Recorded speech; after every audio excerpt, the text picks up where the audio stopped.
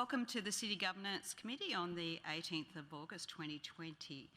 I wish to declare that the meeting is open at 9:04 and my apologies for a little bit late. We had some technical issues. I'd like to advise meeting attendees that this meeting is audio recorded. I would like to acknowledge the traditional custodians of the land on which we meet and pay my respects to elders past, present and emerging. A leave of absence. I haven't received any leave of absence and everyone is present. The first item up is 4.1 on the agenda, which is the Quarter 4 2019-2020 Operational Plan Report. May I ask Acting CEO Mr Silvio Trinca and Dane Poltman, Acting Senior Project Planning Advisor, to present the report. But before I do, I wish to declare a perceived conflict of interest. So I need to go through the appropriate channels, and I have sought guidance before this meeting to ensure that I can actually do this from the chair, and I've been advised I can. So I, Councillor Lisa Bradley, declare a perceived conflict of interest in relation to item 4.1 of the City Governance Committee due to the following reason. The report refers to Beenleigh Event Centre, which my partner coordinates, and Beenleigh Town Square, which my partner takes bookings for. My partner's name is Michael Matthews. I have determined that this personal interest is not of sufficient significance that it will lead me to making a decision on the matter that is contrary to the public interest, and I'll best perform my responsibility of serving the overall public interest of the whole of Council's area by participating in the discussion and voting on this matter. So I have now declared a perceived conflict of interest, and I have indicated that I propose to stay and participate in the meeting. In accordance to Section 17E of the Local Government Act 2009, you must now determine if I, being Councillor Bradley, have a conflict of a perceived or real conflict of interest, provide the reason for your decision, and also determine if I'm free to participate in the meeting while the matter is discussed, including by voting on the matter, and should I leave the meeting. So firstly, I ask for someone to move that I have a perceived conflict of interest. Is there a mover for that? No mover. Okay. Then that has lost. Then now I ask if I being Councillor Bradley, have a real conflict of interest. Is there a mover for that? There's no mover for that. So now,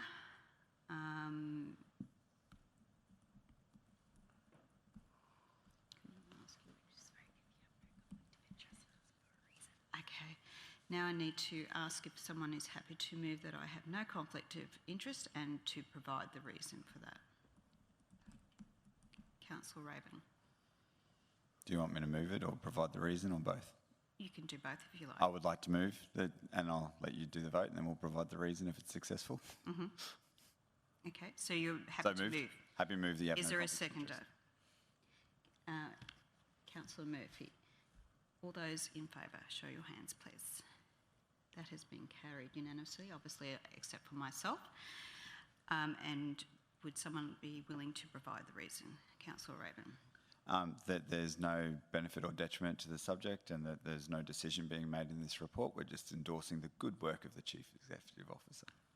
Thank you. Okay. Now I need to ask if I'm allowed to participate in the meeting while this matter is discussed, and is there someone to move that I can stay in the meeting? Okay, beg pardon. It's the first time I've done this, and apparently it's the first time it's been done from the chair as well. So my apologies, I don't need to do that. Okay, we'll pass it on to Acting CEO now. Thank you. Thank you, Madam Chair. This report is the fourth quarter 2019-2020 operational performance report. It highlights our performance at the end of year in the operational plan. For the benefit of the gallery and the audio, Dane Portman will do a short presentation. I'm taking the report as read, but I'm happy to take questions at the end. So, Dane, if you'd like to do that.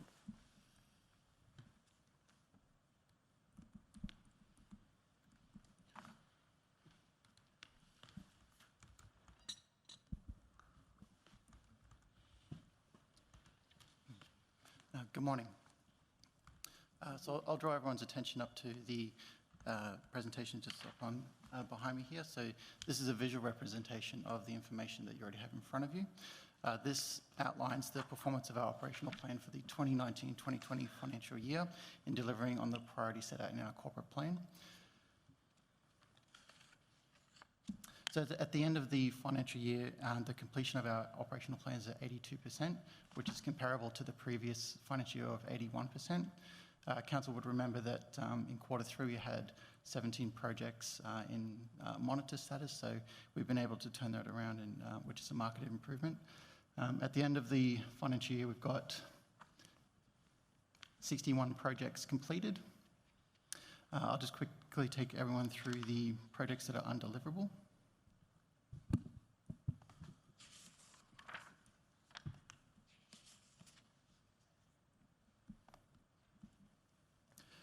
As at the end of the financial year, we've got 8 projects in total that are marked as undeliverable. 2 of those projects were already adopted by council decision to be moved into the next financial year, which was the internal news portal and the quality management system from Plant Fleet Services. Another 2 projects were... Excuse me, can I just ask that that be increased in size, because it's a bit hard to read? Sure. Sorry to interrupt you there. That might be the biggest it goes. Okay, so what page are you referring to, maybe?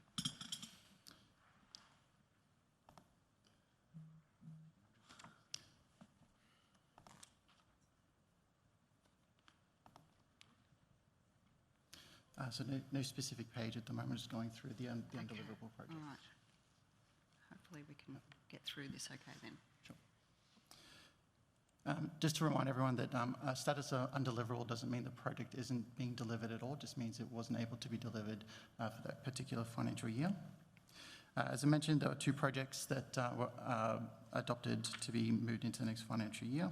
Another 2 projects were marked as undeliverable in Q3. However, council decided not to adopt the decision to move it to the next financial year, so that has been brought forward for a recommendation to be put into the next financial year's operational plan, which is the corporate governance system and the compliance management framework.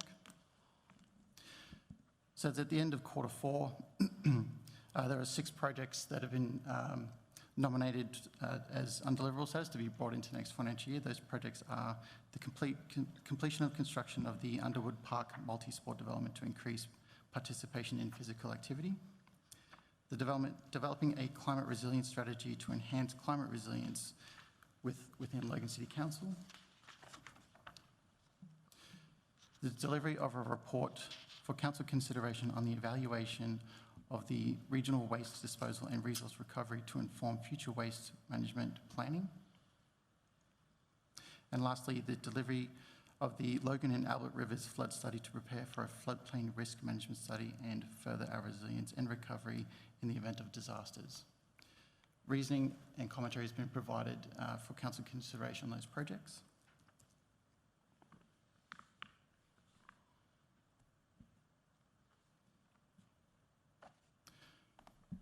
For our KPIs,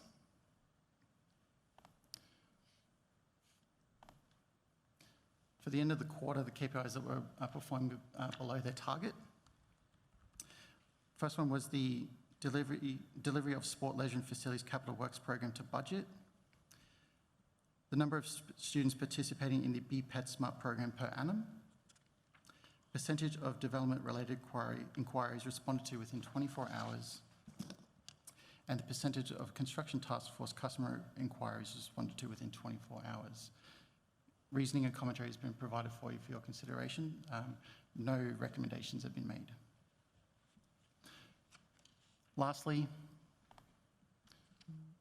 KPIs that were of monitor status. Monitor status means that they were performing slightly below their target. However, they were performing within acceptable performance limits. Those KPIs are the number of new jobs created or retained as a result of investment generated in Logan, the number of proactively pitched media stories per month, the percentage of original Parks Capital Works program delivered by June 30, 2020, and the percentage of animal and plant customer requests first responded to within 2 business days. And happy to take on comments and feedback.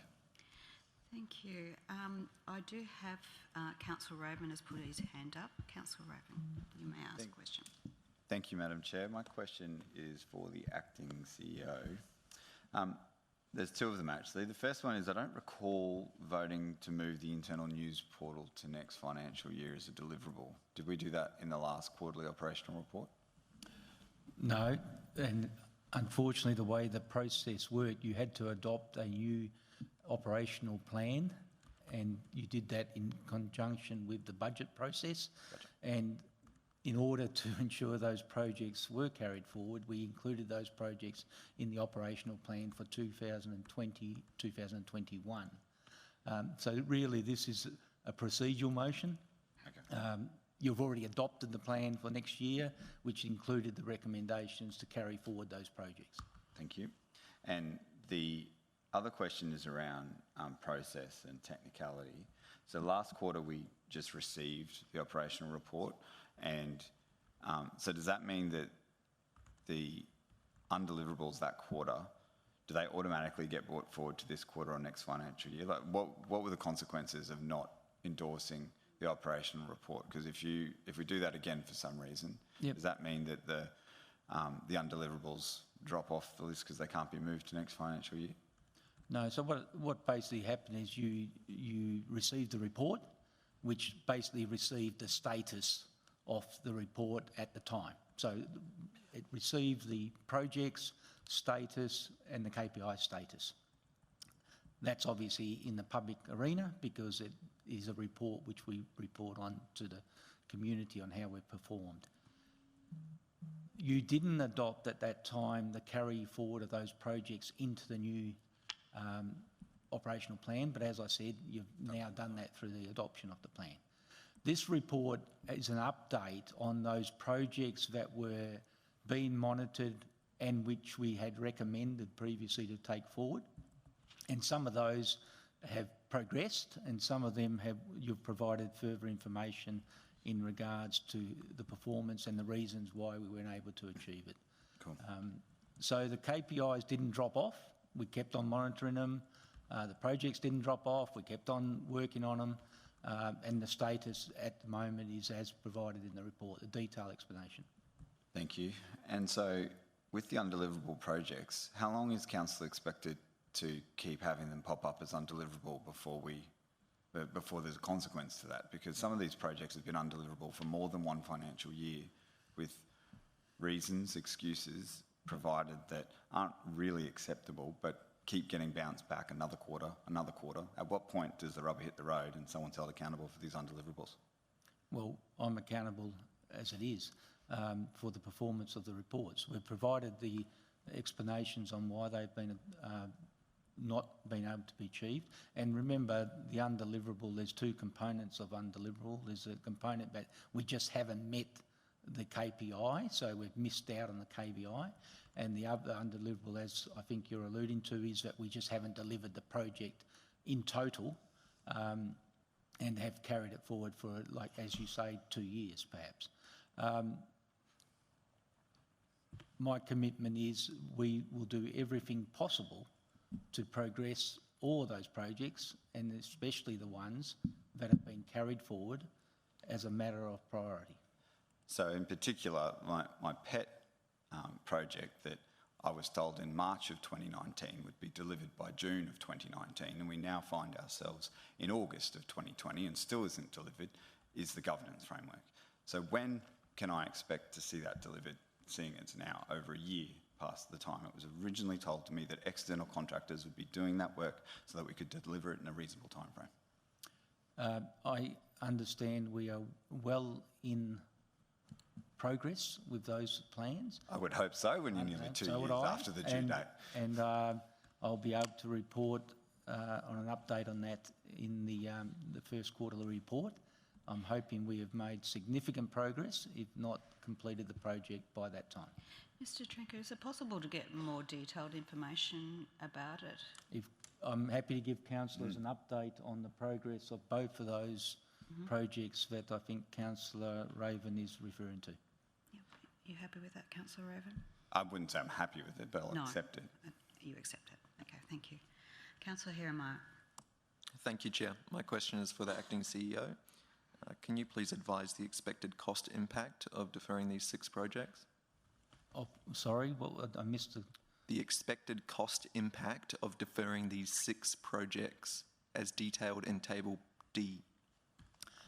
Well, there's no cost impact in the fact that all of those projects were undertaken or aren't being undertaken using recurrent funding. The fact that we didn't get to it doesn't mean we've asked for more budget. It just means that we're doing the projects within our current budget and allocations. Thanks. Okay, any other questions? On page 1 of the report, on page 4 of the report are recommendations. Is someone happy to move the recommendations? Mr Mayor, are you happy to move? And Councillor Lane, are you seconding? Yes. Can I have a show of hands, please? That is everyone except for Councillor Kransky and Councillor Raven. Are you abstaining or voting against? I'll abstain. Councillor Kransky is abstaining. Councillor Raven, are you voting I'll against continue to or abstain on operational plan reports until you deliver on the governance framework. Okay, you're abstaining. Okay, thank you. I'd like to ask if anyone has any general business for Acting CEO Mr Silvio Trinker or Dr Scott Burke, Director of Innovation and City Transformation. Does anyone have any general business? Do you have any general business for us, Mr Acting CEO? No, I don't. Or no general business. Okay, thank you. Now refer to item 5.1 on the agenda, and the covering report refers to sundry debtors. And I ask that Finance Manager Ms Carolyn Bugg, please present the report. But before, this report is confidential, being 9.3. Before we go into confidential, to discuss the confidential matter of 9.3 under section 2751H of the Local Government Regulation, do any councillors wish to declare a conflict of interest? No conflict of interest. Is someone happy to move that we go into confidential under section 2751H of the Local Government Regulation? Councillor Lane is moving. Mr Mayor, are you seconding that? Mr Mayor, Yep. Are you seconding that? Yep. Thank you. Can I have a show of hands that we go into confidential, please? That has been carried unanimously. Thank you. I now kindly ask all members of the public to please leave the room. The recording will be suspended until the meeting is reopened. Thank you. I believe the members of the public have returned into the room and the audio recording has recommenced. Yes, thank you. Is there a mover for this particular report? Someone happy to move this? Councillor Wilcox is moving. Councillor Stemper, you seconding that? Thank you. Can I have a show of hands who's in favour, please? That has been carried unanimously. Thank you very much for that. Does anyone have any general business for the Finance Manager, Ms Carolyn Bugg? No general business. Do you have any general business for us? Thank you, Chair. Thank you so much. Thank you.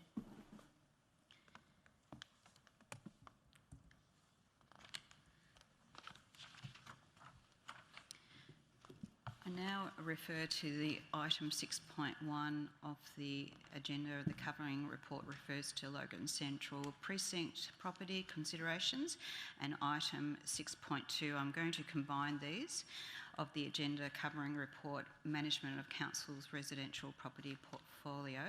May I ask the Administration Manager, Ms Kay Sullivan, to present both reports. These reports are confidential, being item 9.1 and 9.2 respectively. Before we go into confidential to discuss this confidential item 9.1 under section 271E and H, and 9.2 under section 2751H of the Local Government Regulation, do any councillors wish to declare a conflict of interest? Councillor Lane. Thank you, Madam Chair. I, Councillor Theresa Lane, declare a perceived conflict of interest in relation to item 9.1 of the City Governance Committee due to the following reason. The item being raised today is rented by a friend of mine and fellow ALP member, and is owned by his ex-partner, and my campaign trailer was stored at the property until last week. I'm not sure whether I should actually identify anything else, given that it's part of a confidential briefing which could potentially identify the item in question. Okay. How do I go forward with that? I'm sorry, Madam Chair. We will see if any councillors have any questions to ask, and we'll go through the process then, if that's okay. Or you could walk. Right, So do you declare? Do you wish to stay, or Actually, I propose to exclude myself from the meeting while this matter is being debated and the vote is taken. That's probably the easiest option. okay? Thank you. Thanks.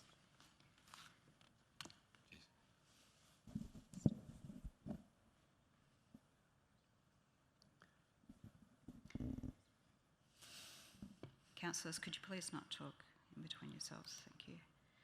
Okay, Councillor Lane has chosen to leave the meeting. And now as I said earlier on, I would like to move both these reports into confidential. So actually I'll only move one into confidential because Councillor Lane can only be here, has declared for only one. So I'll ask that someone please move us into confidential to discuss 9.1, item 9.1, under section 271 E and H of the Local Government Regulation 2012. Can someone move that, please? Councillor Hall has moved that. Is there a seconder for that? Councillor Stemp, can I have a show of hands, please? Who is in favour of that? Mr Mayor? Are you putting your hand up? Thank you. That's unanimous. I now kindly ask all members of the public to please leave the room, and the recording will be suspended until the meeting is reopened.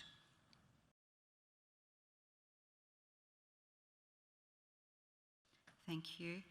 And members of the public are now returned to the room, and the audio recording has recommenced. There is a recommendation up on the screen. Is someone happy to move that recommendation? Councillor Bannon, is there a seconder? Councillor Murphy, show of hands, please. Councillor Hall, Councillor Hieromaya, Councillor Wilcox and Mr Mayor. Mr Mayor, what, are you voting against or abstaining? Voting against it. I have mine recorded. Okay. Councillor Russell is going for, Councillor Kerensky for, and Councillor Raven for. Councillor Hall, are you abstaining or voting against? I'm voting against. Okay, thank you. Councillor Fraser for. Councillor Hieromaya, are you abstaining or voting against? Abstain. Okay, Councillor Bannon is for, Councillor Stemp is for. Councillor Wilcox, are you voting against or are you abstaining? I'm against. Okay. Councillor Murphy is for, and I am against as well. Can we ask that Councillor Lane come back into the room, please? Sorry, was that carried? Beg pardon? That was carried? That was carried, yes.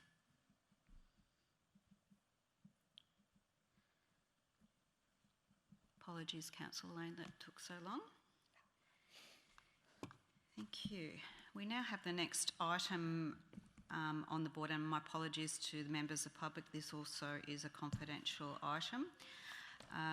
So I ask that someone move us into confidential, before we go into confidential, do any councillors have any conflict of interest in relation to item number 6.2? And the covering report refers to management of council's residential properties, and the confidential report is 9.2, and it is under section 2751H of the local government regulation.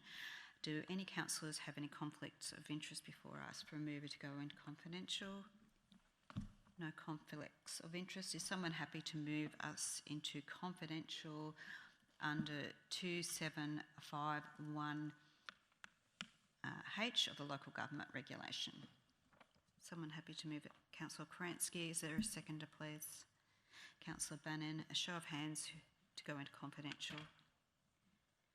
That's been carried unanimously. Thank you. I ask that the members of public leave the room and that the recording be suspended until the meeting is reopened.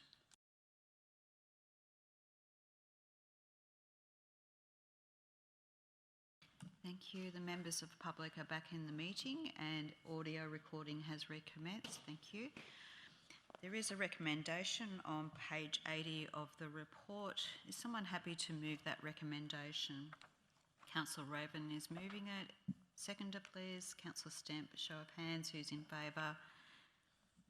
That has been carried unanimously. Thank you. Now ask if anyone has any general business for the Administration Manager, Ms Kay Sullivan. Any general business? Do you have any general business for us, Kay? No, I'm good, thank you. Thank you. Enjoy the rest of your day. Thank you very much.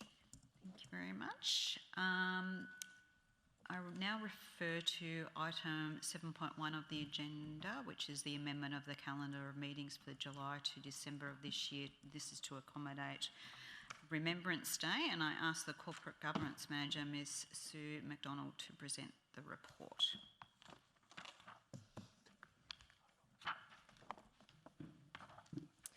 Thank you, Madam Chair. I take the report as being read. The purpose of the report is to alter the calendar of meetings for the remainder of the year, namely to reschedule those meetings that were to take place on Remembrance Day.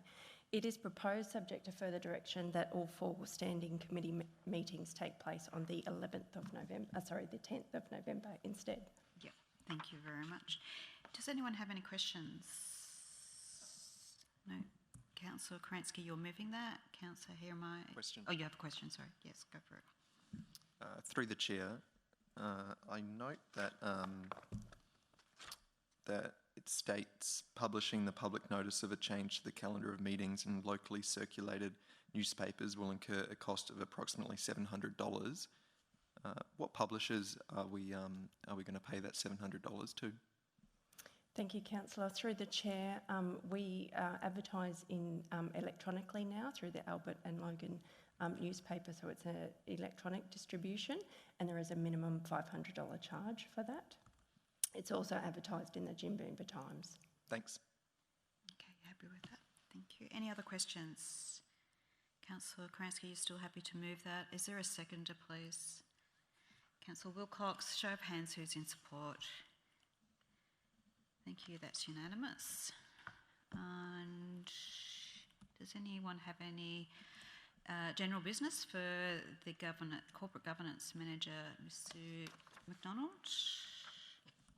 No general business. Or the Director of Organisational Services, Mr Robert Strachan? No questions. Do you have anything for us? Any general business? No, thank you, Madam Chair. Thank you. Have a good rest of the day. Thank you. Thank you. And now refer to item 8.1 of the agenda, and which refers to the local infrastructure program, and I ask that the Acting Director of Road and Water Infrastructure, Mr Darryl Ross, and the Director of Community Services, Katie Barton-Harvey, to present the report.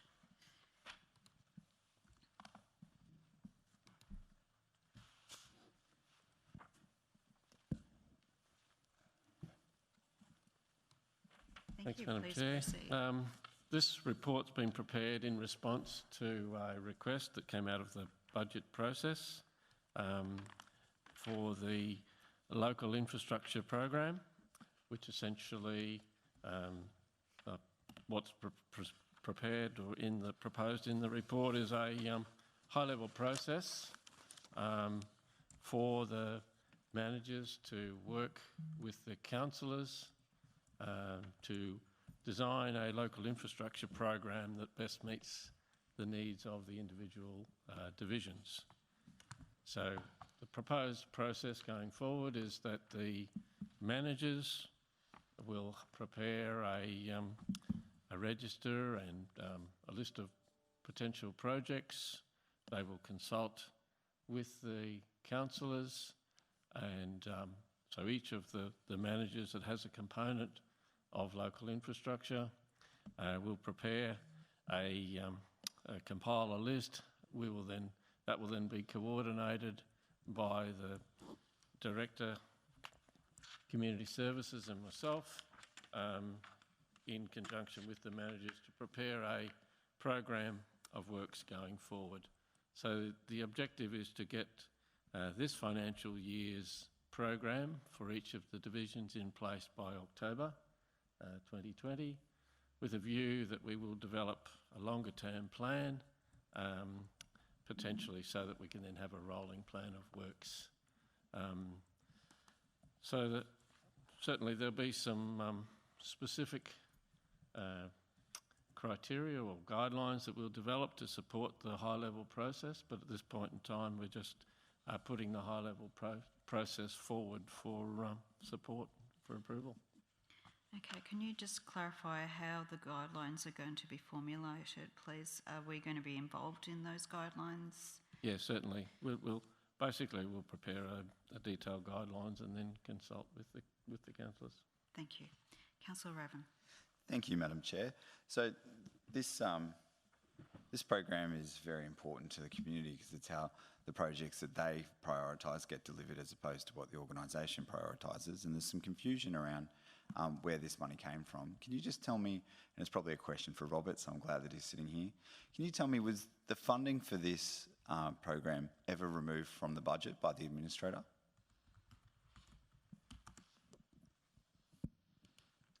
No, the overall amount associated with this funding was never removed. It remained in the budget. So we didn't reinstate anything. Councillors through the budget process didn't take money from somewhere else to fund this.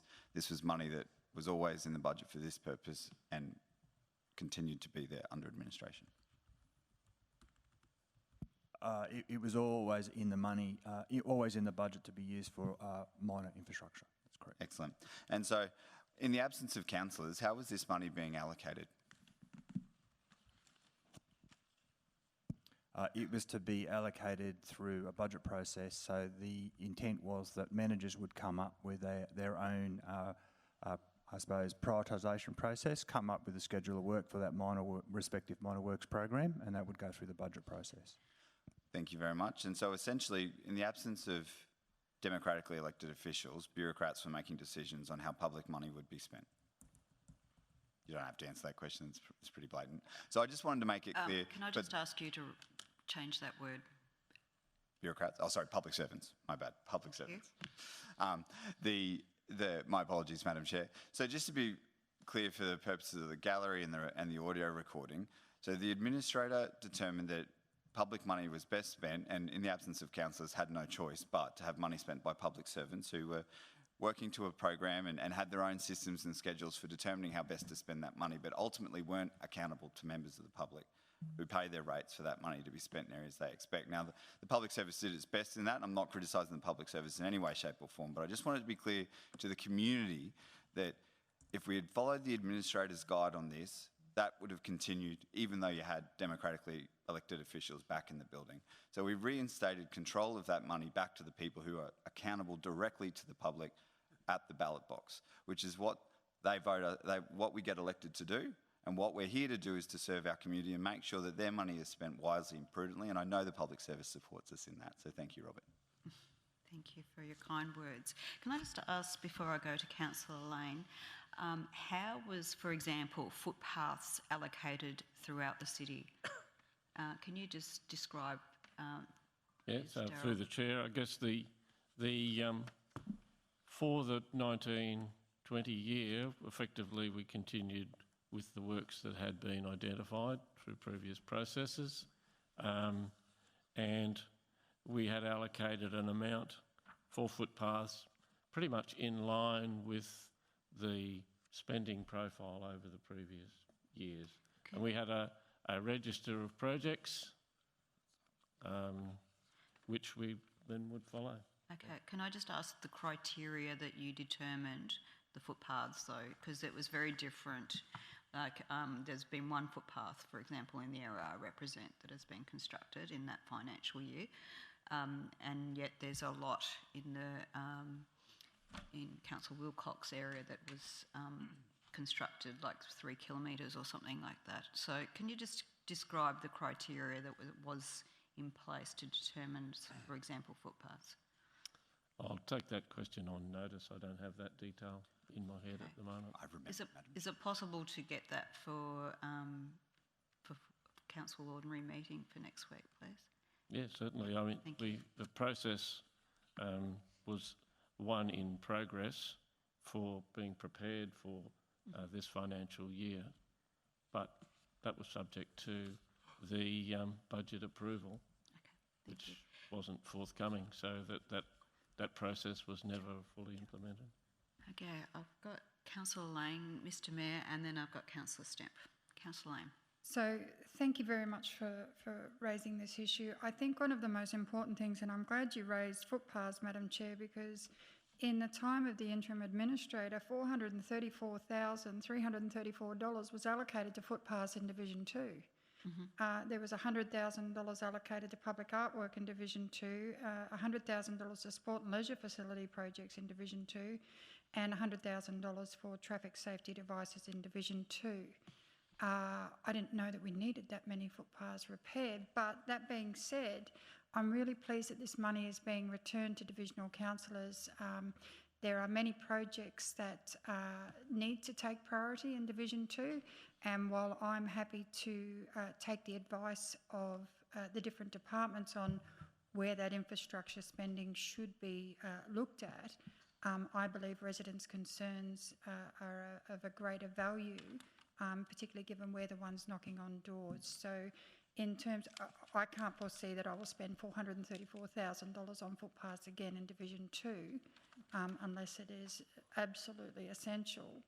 I think there are greater community services that can be spent, including public toilets, water bubblers, and repairs of current buildings. I think that that's very important. So thank you very much for the people who oversaw this during the period of interim administrator. I don't doubt your genuine intentions. It's just I'm really pleased that this money is being returned back to the people. I think that's important. Yep, thank you. Mr Mayor, and then Councillor Stemp. Thank you, Madam Chair. I'm just a little bit concerned about the reporting. I would like to see it very transparent in the similar way that it had been presented to the councillors each month as a roll call of what was going out there. I believe that what you're suggesting here on a quarterly basis is not adequate, and I believe that we should have it in a rolling out of each all projects concluded or starting on a monthly basis. I would be suggesting that. I don't know whether I've got the support from the councillors, but I think transparency is of the utmost importance, and that people can see where their money's being spent. I don't think it should be hidden, and I think that the similar program that we had before was probably the best. I would tend to agree with you. Councillor Stemp, then Councillor Raven. Through the chair, I want to get a little bit of clarity on the actual report itself, some of the figures and so forth. I guess I know it's only a guide, but I just want to get an understanding in terms of staffing, because it indicates there that based on staffing resources, a certain amount would need to be allocated, for example, to Parks Department, footpaths, what was the other one? The traffic safety. So I guess my question is, is there opportunity, which I couldn't see in the report, for amounts to be carried forward to the next year if you're trying to fund something bigger in the future? Is that an opportunity as part of this setup or not? Yes, if there's a significant project which requires funding over a number of years, then that's one of the opportunities this program does offer. Okay, so if we need to be, say, I think it was 2.8 million, for example, for the Parks Department across all divisions, which I think comes out about 400,000 per division, do we have to spend that? Does that effectively have to be put in 1 year, or can that be spread further? I just want to get a little bit of clarity on where we're sort of... Yeah, the details, we'll work that through, but essentially the objective is to develop a program, potentially over a 4 years if we can, program and identify, and then we can resource and plan that program accordingly. Okay, thank you. Go to Councillor Raven in a minute, but may I suggest to the councillors that they meet with the appropriate managers as well, just to give your wish lists. I've already done so, and it just helps with the coordination of the guidelines, etc. Councillor Raven. Thank you, Madam Chair. I just wanted to support the Mayor's call for more transparency. It's really important to remember that this is other people's money, and because there is an element of delivering projects that are priorities of the community, they're very interested in where the money's being spent. So I'd actually like to see it published online. That includes, and so that it's actually a live update. We have to put our election expenditure online in a meaningful way. I think it's appropriate that this expenditure goes online as well. And that way they can also see the costs of specific projects and how expensive things really are to deliver. People don't realise how expensive a major park upgrade can be, or even a minor upgrade at $30,000 for a slide sometimes. So it'd be really good to have that information up there, and if that means it moves around a little bit, because I know we put extra in to cover unforeseen costs, and then we can move some of that around. I even think seeing that movement is good for the community to understand how councillors make sure they are getting value for their money and that dollar is being spent wisely. So if we could make it as transparent as possible, so it's better than best practice, it's better than what we had before, I think the community would be very supportive to see that, and so would I. Okay. Any other questions before I ask for a mover of the recommendations, which are on page 96? I'm just wondering if there's any chance in the recommendations to refer to the guidelines at all being developed? Is it possible? Yeah, certainly that can be part of the can be a second recommendation if you want to include that, or just add that to the recommendation. I think personally add it to the recommendation. Does anyone object to that being added? Okay, you're happy to support that? Okay, so where would that be added?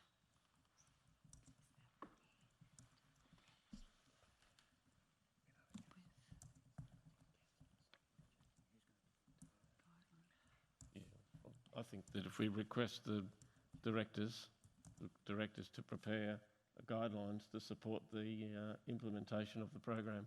Okay, thank you. And that will include that transparency that has been spoken about. Sorry. We're just typing up the wording at the moment. Councillor Banner, you got a question? Yeah, sorry, Madam Chair. So once these guidelines come through, we can still work and adjust things to suit. Yeah. Thank you. That's my understanding anyway. Is that correct? Yes, certainly.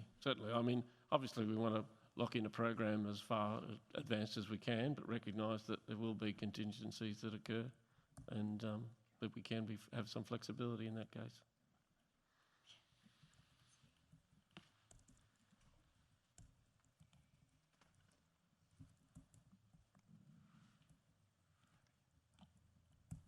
Okay, we're just getting the recommendation up. So we've added that second one, that the Director of Roads and Water Infrastructure and Community Services be requested to develop guidelines in consultation with councillors to support the local infrastructure program as detailed in clause 1 above. Is someone happy to move that? Mr Mayor, Address the reporting process.